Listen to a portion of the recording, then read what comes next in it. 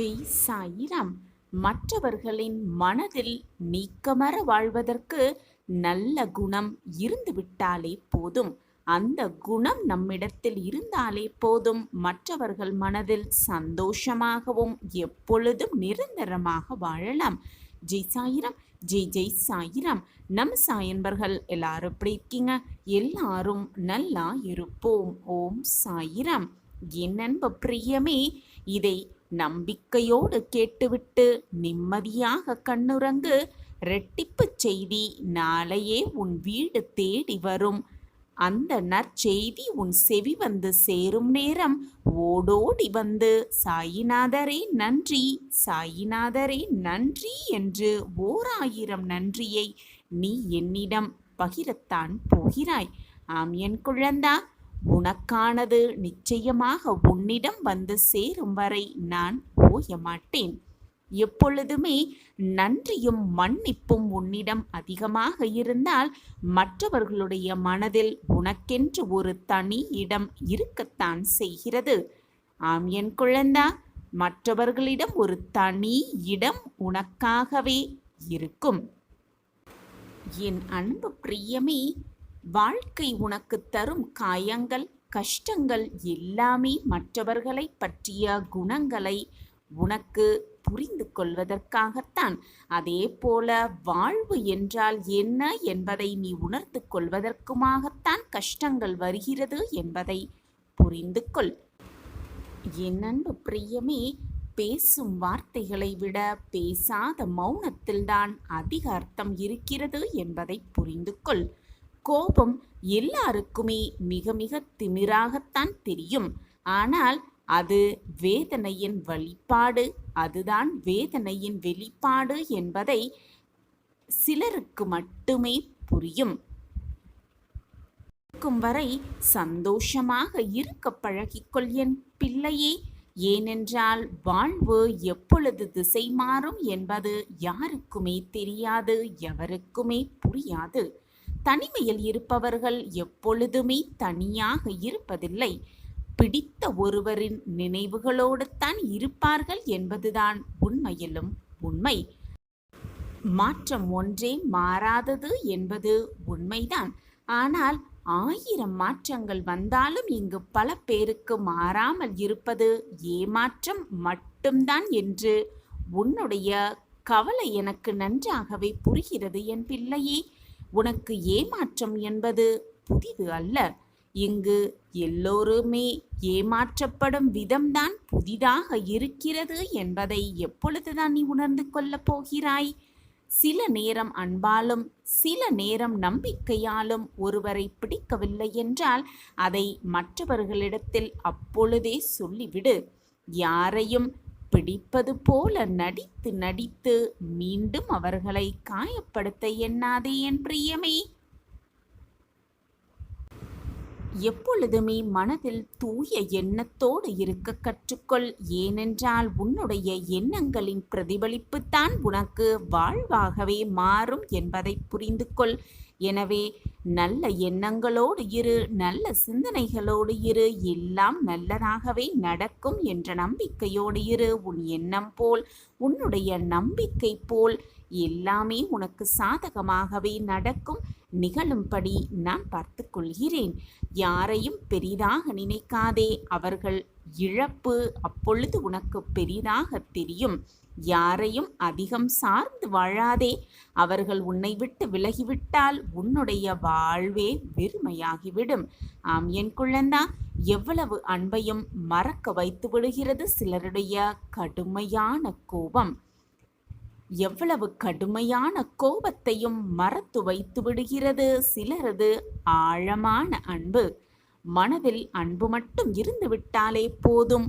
எல்லாம் சாத்தியம்தான், எல்லாமே சாத்தியம்தான். கடினமான இதயம் கூட கரைந்துவிடும் தூய்மையான அன்பை மழையாய் பொழியும் போது. அந்த மழையாய் தூய்மையான அன்பை பொழியும் பொழுது எல்லாமே மறைந்துவிடும். என் அன்பு பிரியமே, இன்பத்தில் மட்டுமல்ல துன்பத்திலும் துணையாக வந்து நிற்பதுதான் உண்மையான அன்பு என்பதை புரிந்து கொள். உன்னுடைய தவறுகளை நீ உணர்ந்து கொள்ளாத வரையில் நீ எப்பொழுதும் மற்றவர்களை மட்டுமே குறை சொல்லிக் கொண்டுதான் இருப்பாய். வார்த்தைகளின் மதிப்பை தெரிந்தவர்களோடு மட்டும் வாதம் செய்ய கற்றுக்கொள். வார்த்தைகளால் வதம் செய்தவர்களோடு எப்பொழுதுமே மௌனமாக இருக்க கற்றுக்கொள். சிலரின் மௌனம் அவர்களது திமிர் என்று மட்டும் நினைத்து விடாதே என் பிரியமே. அவர்களுடைய கவலைகளை மறைத்து கொள்ள அவர்கள் அணிந்து கொள்ளும் முகமூடியாகத்தான் அது இருக்கும் என்பதை புரிந்து கொள். மனித நேயத்தோடு வாழ்வதற்கு மற்றவர்களின் வலியை புரிந்து கொண்டாலே போதும் என் பிரியமே. யாருக்குமே உன்னை பிடிக்கவில்லை என்று வருத்தப்படாதே என் பிரியமே. யாருக்கும் பிடிக்கவில்லையே என்று நீ வருத்தப்படுவதற்கும் கவலைப்படுவதற்கும் நீ ஒன்றும் பொம்மையல்ல, சந்தையில் விற்கும் பொம்மையல்ல நீ. ஆம் என் குழந்தா, நீ எப்பொழுதும் நீயாக வாழ பழகிக்கொள். மற்றவர்களுக்கு உன்னை பிடித்தாலும் சரி, பிடிக்காமல் போனாலும் சரி, உன்னுடைய வாழ்வை வாழப்போவது நீ மட்டும்தான் என்பதை மனதில் தீர்க்கமாக நம்பு.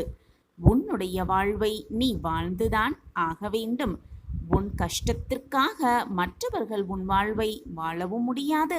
மற்றவர்கள் கஷ்டப்படுகிறார்களே என்று மற்றவர்களுக்காக அவர்களுடைய வாழ்வை நீ வாழவும் முடியாது. அவரவர் வாழ்வை அவரவர் வாழ்ந்துதானே ஆக வேண்டும்.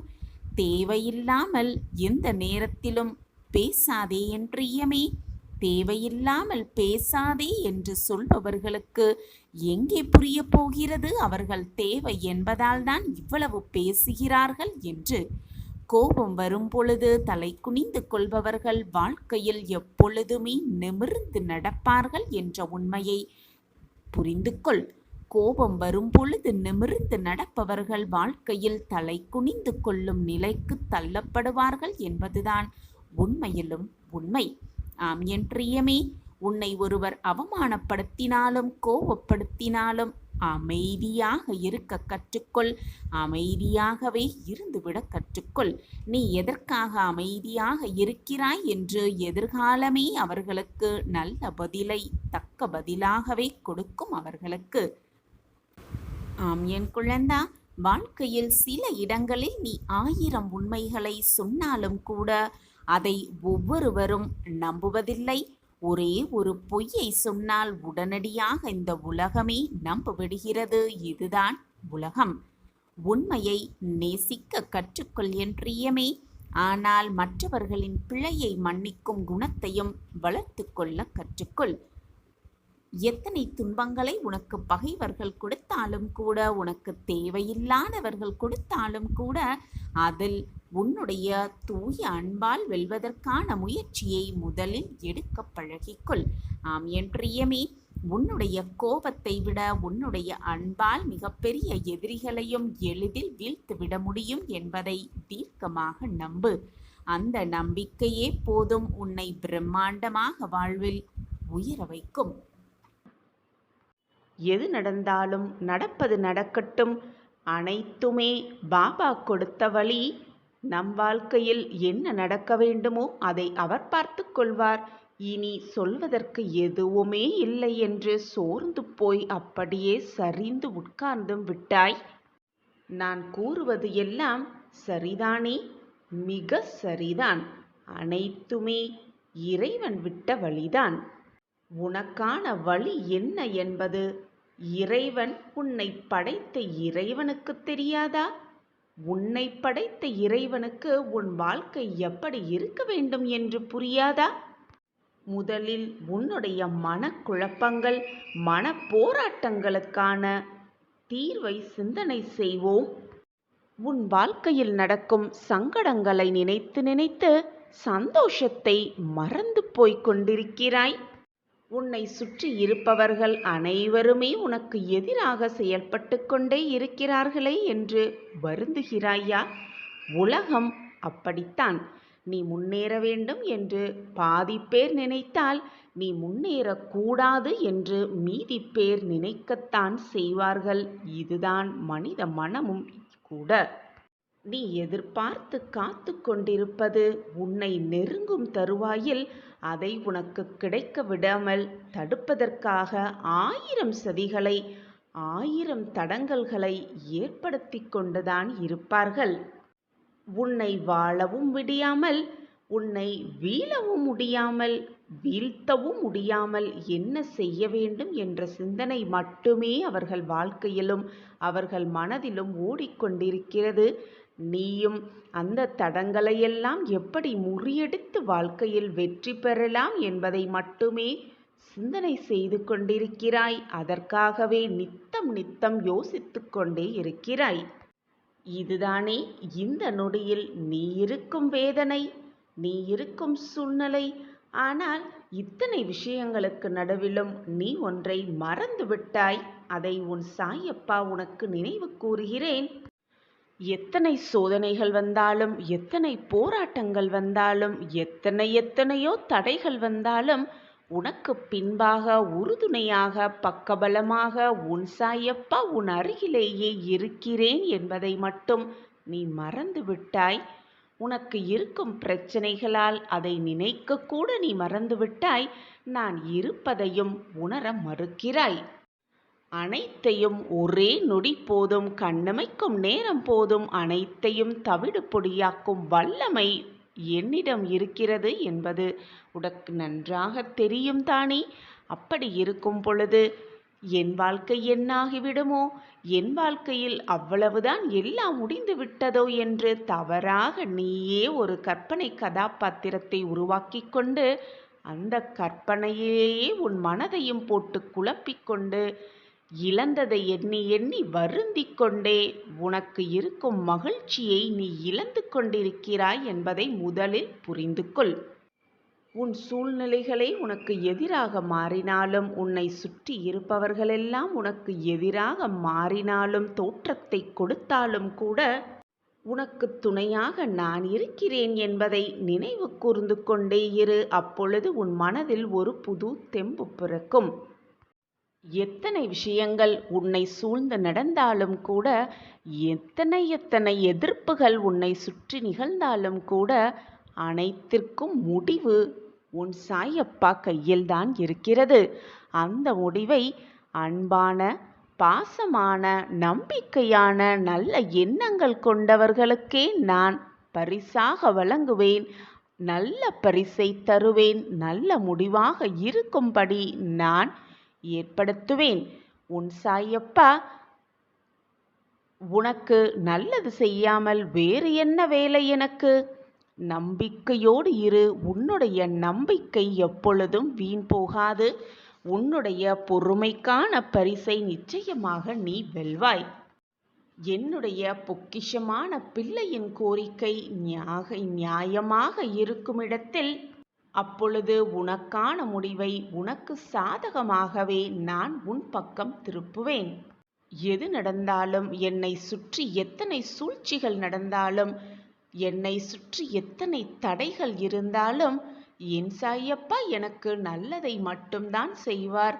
அதுவும் நிரந்தர நன்மையாக இருக்கும்படிதான் செய்வார் என்ற நம்பிக்கை கூட உன்னிடம் இல்லையா? என் பிள்ளையே, நீ பதறும் அளவிற்கு, உன் மனதை போட்டு வருத்தும் அளவிற்கு ஒன்றுமே நடந்து முடிந்து விடவில்லை உன் வாழ்க்கையில். எல்லாம் என் திட்டப்படிதான் நகர்ந்து கொண்டிருக்கிறது. உன் வாழ்க்கையில் இதுவரை நடந்தது எல்லாமே என் திட்டப்படிதான் நடந்து கொண்டிருக்கிறது. இனியும் அப்படித்தான் நடக்கும். எனவே எது வந்தாலும், எதை உன்னை சுற்றி நடந்தாலும் நம்பிக்கையை மட்டும் இழந்து விடாதே. உன்னுடைய காலம் செல்ல செல்ல உன்னுடைய நம்பிக்கையை நீ இழக்க லேசாக உன் மனதில் நம்பிக்கையை இழந்து வருகிறாய். அதுவும் உன்மேலும் நம்பிக்கையை இழந்து வருகிறாய். உன் சாயப்பா மேலிருக்கும் நம்பிக்கையையும் இழந்து வருகிறாய். கொஞ்சம் கொஞ்சமாக நம்பிக்கையை இழந்துவிட்டு, நான் உங்கள் மீது வைத்திருக்கும் நம்பிக்கை வீண் போகாதுதானே சாயிநாதரே? என் வாழ்க்கையில் அது நடந்துவிடும் தானே? நீங்கள் அதை நடத்தி கொடுப்பீர்கள் தானே என்று கேள்வியோடே என்னை பார்க்கிறாய். காலங்களும் நேரங்களும் எனக்கு எதிராக சுழல்வது போல் எனக்கு தெரிகிறது. நான் இந்த பக்கம் காத்து கொண்டிருக்கிறேன். ஆனால் நீங்கள் அந்த பக்கம் என்ன செய்து கொண்டிருக்கிறீர்கள்? உங்கள் திட்டம்தான் என்ன என்பது எனக்கு புரியவே இல்லை. நான் என்னதான் செய்வது என்று புலம்பிக் கொதிக்கிறாய். கலங்காமல் இரு என் குழந்தையே, பொறுமையாக இரு. உன்னுடைய பிரார்த்தனையும் நம்பிக்கையும் கண்ணுக்கு தெரியாத விஷயங்கள்தான் என்பது உனக்கு சந்தேகமில்லைதானே? ஆனால் நிகழவே முடியாத விஷயத்தையும் நிகழ்த்தி காட்டும் வல்லமையும் வலிமையும் உடையவை அவை இரண்டும். பிரார்த்தனை செய்து கொண்டே இரு, நம்பிக்கையோடு இரு. உனக்கானது நடக்கவே நடக்காது என்று, நிகழவே நிகழாது என்று நீ நினைத்த விஷயத்தையும் நான் முடித்து காட்டுவேன். நான் இருக்கும்போது நீ தேவையில்லாமல் கவலைப்படுவதோ வருத்தப்பட வேண்டிய அவசியமே இல்லை. தைரியமாக இரு.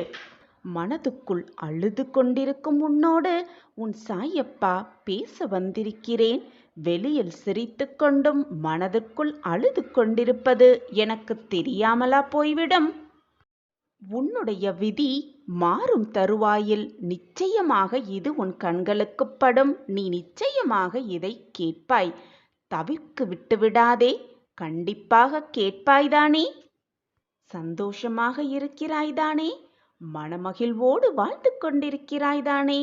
முகத்தை மிக ஆனந்தமாக வைத்துக்கொண்டு சந்தோஷமாக வாழ்வது போல் மிக நன்றாகவே நடிக்கிறாய். உன் நடிப்பு உன் சாயப்பாவிற்கு மிக நன்றாகவே தெரியும். உன் துயரங்கள், உன் வேதனைகள் அத்தனையும் உன் மனதில் போட்டு பூட்டை போட்டு பூட்டி வைத்துக்கொண்டு ஊரை வேணால் நீ ஏமாத்தலாம். உன்னுடைய அப்பாவை நீ அவ்வளவு சுலபமாக ஏமாற்ற முடியாது. இது உனக்கு தெரியும் தானே? பின் ஏன் என்னிடமும் வந்து உன் நடிப்பை தொடர்கிறாய்? உன் மனதில் என்ன ஓடிக்கொண்டிருக்கிறது என்பதை நான் அறிவேன். இந்த துயரங்கள், இந்த சோதனைகளிலிருந்து எப்படி தப்பிப்பது, எப்படி வாழ்க்கையில் மீள்வது என்று அதற்கு பதில் தெரியாமல் நீ குழம்பிக் கொண்டிருப்பதும் உன் சாயி தேவாவிற்கு மிக நன்றாகவே புரிகிறது. நான் மிக மோசமாக சூழ்நிலையில் சிக்கி தவித்துக் கொண்டிருக்கிறேன். என் விதியே அப்படித்தான் போலும். நான் இந்த விதியோடுதான் வாழ்க்கையை வாழ வேண்டும் போலிருக்கிறது. கஷ்டத்தோடுதான் நான் என் வாழ்க்கையை வாழ வேண்டும் போலிருக்கிறது. என் வாழ்வே அவ்வளவுதான் என்று நீ நினைப்பது எல்லாமே எனக்கு புரிகிறது. விதிதான் ஒருவனது வாழ்க்கையை நிர்ணயிக்க வேண்டும் என்றால் நான் ஏன் ஒரு காரியம் செய்ய முயற்சிக்க வேண்டும்? விதிப்படிதான் எல்லாம் நடக்கும் என்றால் எனக்கு ஏன் ஆசைகள் வர வேண்டும்? நான் அதை அடைய, அந்த ஆசையை அடைய நான் ஏன் உழைக்க வேண்டும் என்றெல்லாம் என்னை பார்த்து கேட்கிறாய். உன்னுடைய கேள்வி சரிதான். விதி என்பது பெரும்பாலுமே நமது மன சமாதானத்திற்காகவே பயன்படுத்துவதை உன்னால் உணர்ந்து கொள்ள முடியவில்லையா? விதி முடிந்துவிட்டது, அதனால் அவன் இறந்து விட்டான். தோற்க வேண்டும் என்ற விதி, அதனால்தான் அவன் தோற்றிருக்கிறான். அவனுக்கு விதிக்கப்படவில்லை, அதனால்தான் அவனுக்கு கிடைக்கவில்லை. அவன் விதி நன்றாக இருக்கிறது, அதனால்தான் அவன் மிக சந்தோஷமாகவும் நிம்மதியாகவும் வாழ்கிறான் என்று சமாதானம் செய்து கொள்வதற்காகவே தான் விதியை அனைவரும் பயன்படுத்துகின்றனர். விதி என்பது மிக வலியதுதான். நமக்கு எது விதிக்கப்பட்டதோ அது அப்படியே நடக்கும். நமக்கு விதிக்கப்பட்டதை எண்ணி கவலைப்படாமல் நமக்கான கடமையை செய்து கொண்டே இருக்க வேண்டும். நமக்கு எப்பொழுது என்ன கொடுக்க வேண்டும், எதை கொடுக்க வேண்டும், நம் வாழ்க்கையில் நம் மனதை எப்படி மாற்ற வேண்டும், வாழ்க்கையில் எப்படி வெற்றியடைய வைக்க வேண்டும் என்பது நம் சாயப்பாவிற்கு நன்றாகவே தெரியும். நீ எதிர்பார்க்காத அற்புதத்தை எதிர்பாராத நேரத்தில் உன் கண்களுக்கு காண்பிப்பேன். அந்த அற்புதத்தை நிகழ்த்தியும் காட்டுவேன். அதற்கான முதல் அறிகுறியாக இன்று இரவுக்குள் ஒரு அதிசயத்தை நீ உணர்வாய். உணர்ந்து கொள்ளும் தருணத்தையும் நான் உருவாக்கிவிட்டேன். அப்படி நான் உனக்காகவே உருவாக்கிய அந்த பாதையில் நீ செல்லும் பொழுது எதிரிகள் யாருமே அங்கு இருக்க மாட்டார்கள். தடைகள் ஏதாவது உன் கண்முன் தெரிந்தாலும் அது வந்த வழி தெரியாமல் விலகிவிடும். உன் வாழ்க்கையில் என்ன பிரச்சனை இருந்தாலும் அது முற்றிலுமாக தீர்ந்துவிடும். உன்னுடைய கஷ்டகாலமெல்லாம் தீர்ந்து சந்தோஷ காலம் உன்னை நெருங்கிவிடும். சகல சௌபாக்கியங்களும் உனக்கு கிடைக்கும் என் குழந்தையே. நீ எதிர்பார்ப்பது அனைத்தையும் உனக்கு கொடுப்பதுதானே என்னுடைய கடமை. அந்த கடமையிலிருந்து நான் மீறவும் மாட்டேன், உன்னை கைவிடவும் மாட்டேன். நம்பிக்கையோடு இரு. கண்களை மூடிக்கொண்டு இதை முழுவதுமாக கேள். இந்த நொடியிலிருந்து உன் துன்பங்கள் எல்லாம் முடிந்து உனக்கான நல்ல காலம் பிறக்கும். உன் வாழ்க்கை இன்பமயமான வாழ்க்கையாக மாறத்தான் போகிறது. இனி உன் வாழ்வில் எல்லாம் சுகமாக மாறும். நீ வாழ்ந்து கொண்டிருக்கும் வீடு நான் வாழும் துவாரகா மாயியாக மாறிவிட்டது. இனி உன் இல்லத்தில் எப்பொழுதும் மகிழ்ச்சி பொங்கிக் கொண்டே இருக்கும். மங்கள நிகழ்வுகள் நிகழ்ந்து கொண்டே இருக்கும்.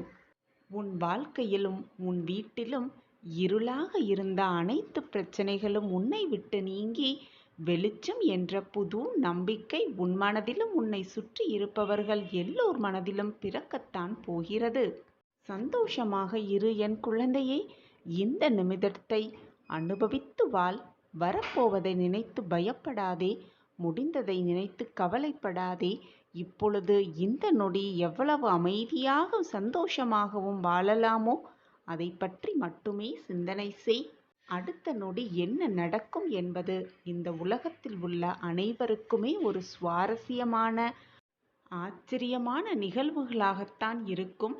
எனவே நடக்கப் போவது எப்படி இருக்குமோ, ஏது இருக்குமோ, என்னாகுமோ என்று நீ யோசிக்க வேண்டிய அவசியமே இல்லை என் பிள்ளையே. உனக்கு கிடைக்க வேண்டியதை, உனக்கு நடக்க வேண்டியதை, உனக்கு என்று எழுதப்பட்டதை அனைத்தையும் உன்னிடம் கையில் கொண்டு வந்து கொடுக்கும் வேலையை உன் சாயப்பா ஏற்றிருக்கும் பொழுது எதற்காக உனக்கு இந்த மனப்போராட்டம்? சிறப்பாக நானே அதை உனக்கு செய்து முடிப்பேன். உன்னுடைய அடுத்த நொடியானது ஆனந்தம் மிகுந்ததாகவே இருக்கப் போகிறது. உன் வாழ்க்கையில் இனி எல்லாமே உனக்கு சிறப்பானதாகவே இருக்கும்.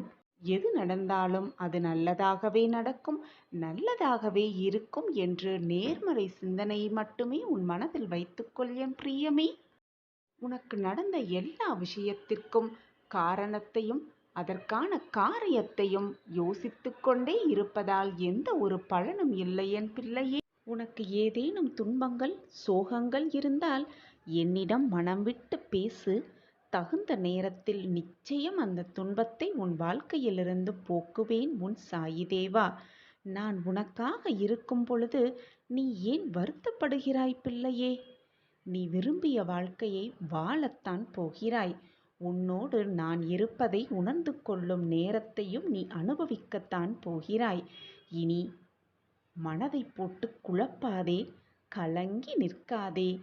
எந்த சூழ்நிலையிலும் நான் உன்னை கைவிட மாட்டேன் பிள்ளையே. நினைப்பது எல்லாம் நிறைவேறவே இல்லையே என்று நம்பிக்கையின்றி நாட்களை வீணடித்து கொண்டே இருக்காதே. நான் உன்னுடன் இருக்கிறேன். உனக்கான வேலையை திறம்பட செய்து கொண்டே இரு. உன் வாழ்வில் என்ன நடக்க வேண்டும், எப்படி நடக்க வேண்டும், என்று நடக்க வேண்டும் என்பதை நான் தீர்மானித்து விட்டேன். என் திட்டப்படிதான் எல்லாம் ஒவ்வொன்றாக உன் வாழ்வில் நிகழ்ந்து கொண்டிருக்கிறது. உன் வாழ்வில் நடப்பது அனைத்தும் என் உத்தரவுப்படியே நடந்து கொண்டிருக்கிறது என்பதை புரிந்து கொண்டு செயல்படு என் பிள்ளையே. கண்ணிமைக்கும் நேரம் போதும் அனைத்து காட்சிகளையும் மாற்றிவிடும் எனக்கு உன் வாழ்க்கையை திறம்பட மாற்ற முடியாமல் இல்லாமல் இல்லை. நான் உனக்கு தகுந்த நேரத்தில் நிரந்தர நன்மையை கொடுப்பதற்காகவே யோசித்து கொண்டிருக்கிறேன்.